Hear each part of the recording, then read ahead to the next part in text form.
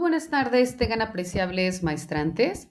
Les saluda con el gusto de siempre la doctora María Catalina y en esta ocasión vamos a llevar a cabo la disertación de nuestra cuarta y última cápsula informativa en donde trataremos el tema la extinción de la obligación de alimentos. Sin embargo, para poder hablar específicamente de la extinción de alimentos, primero tenemos que indicar en correlación con la cápsula pasada que cuando estamos hablando de la obligatoriedad específica de otorgarlos entre el deudor hacia el acreedor alimentario, vemos primeramente que estos alimentos pues deben ser proporcionados tomando en consideración las posibilidades de la persona que deba otorgarlos y también tomando en consideración la necesidad de quien va a recibirlo. Sin embargo, cuando existan algunos casos en que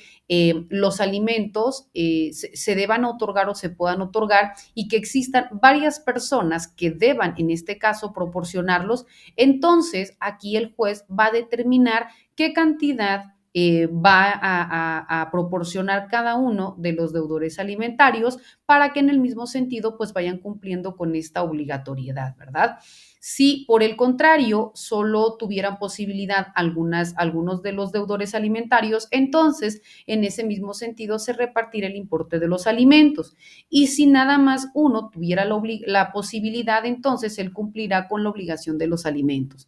Vemos pues que también la obligación de otorgar los alimentos no comprende únicamente la corresponsabilidad de proveer de capital a los hijos para poder ejercer un oficio, una profesión o alguna cuestión que deseen llevar a cabo, sino que también, como ya vimos, ¿no? Son todas aquellas circunstancias que también de manera integral confieren una vida digna. Cuando hablamos de la obligatoriedad de dar alimentos, vemos que tienen la posibilidad o la acción para poder pedir el aseguramiento de los alimentos, el acreedor alimentario, el ascendiente que lo tenga bajo su patria potestad, el tutor, los hermanos y demás parientes colaterales dentro del cuarto grado, así como también el propio Ministerio Público. Es importante también que se identifique que en los casos en que se ejerce la patria potestad,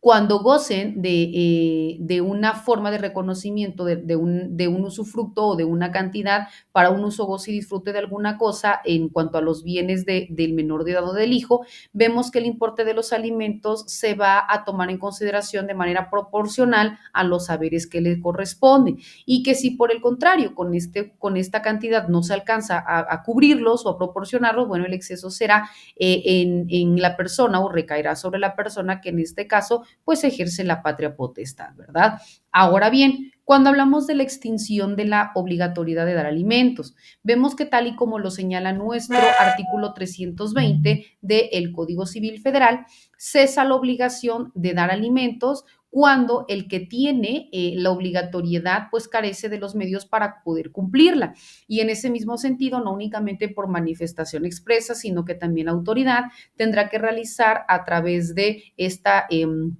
solicitud de medios probatorios para, en efecto, acreditar la veracidad de su dicho y en ese mismo sentido que se encuentra imposibilitado para poder conseguir un trabajo y otorgar los alimentos, ¿verdad? No únicamente es decir, no cuento con el recurso, entonces en consonancia no te otorgo alimentos, no, son una serie de circunstancias que en este caso la autoridad deberá tomar en consideración para que en ese sentido determine propiamente lo que conforme a derecho corresponda. También estamos hablando que cesa la obligación de dar alimentos cuando el alimentista deja de tener la necesidad de recibirlo, ¿no? En este caso, cuando ya se puede valer por sí mismo, cuando cuenta con los medios económicos suficientes, etcétera, ¿no? También en caso de injuria, de falta o de daños graves por el alimentista contra el que debe prestarlos. En el mismo sentido, cuando la necesidad de los alimentos dependa de la conducta viciosa o de falta de aplicación del trabajo del alimentista mientras subsistan estas causas. También si el alimentista, sin el consentimiento del que deba dar los alimentos, abandona la casa de este por algunas causas injustificadas. Vemos pues que el derecho también de recibir los alimentos no es renunciable, es decir, yo no, si yo fuese menor de edad no voy a manifestar es que yo no quiero recibirlo. Esto con independencia de lo que yo manifieste se debe de proporcionar, ¿verdad? Ni tampoco puede ser objeto de transacción. Vemos que cuando el deudor alimentario no tuviere presente o estando,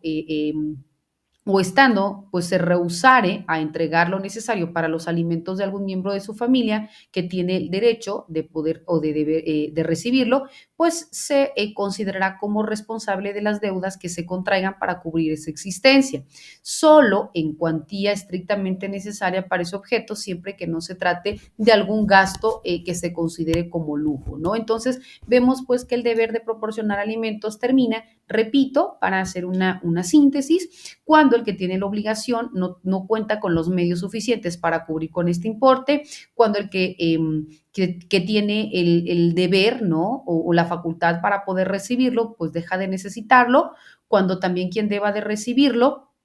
cometa actos de violencia familiar, de injurias, de faltas o de daños graves con el que proporcione el alimento, cuando también la necesidad de los alimentos provenga de las conductas viciosas o de la falta de aplicación del estudio de quien deba recibirlos, pudiéndolo hacer en ese sentido y que por tanto pues da como conclusión que no se continúe proporcionando, ¿no? Y también cuando quien deba recibir los alimentos abandone la casa de la persona que los provee sin un consentimiento o por alguna causa que se considere como injustificable. En ese mismo sentido, bueno, también por alguna de las demás circunstancias que la propia instrumentación jurídica pues determine como detonantes de alguna extinción, ¿verdad? De la responsabilidad. También esto hablando directamente, por ejemplo, se me ocurre en cuanto a los hijos, pero también vemos que se extingue la obligación alimentaria para los excónyuges y esto puede darse cuando el acreedor alimentario contraiga nuevas nupcias, es decir,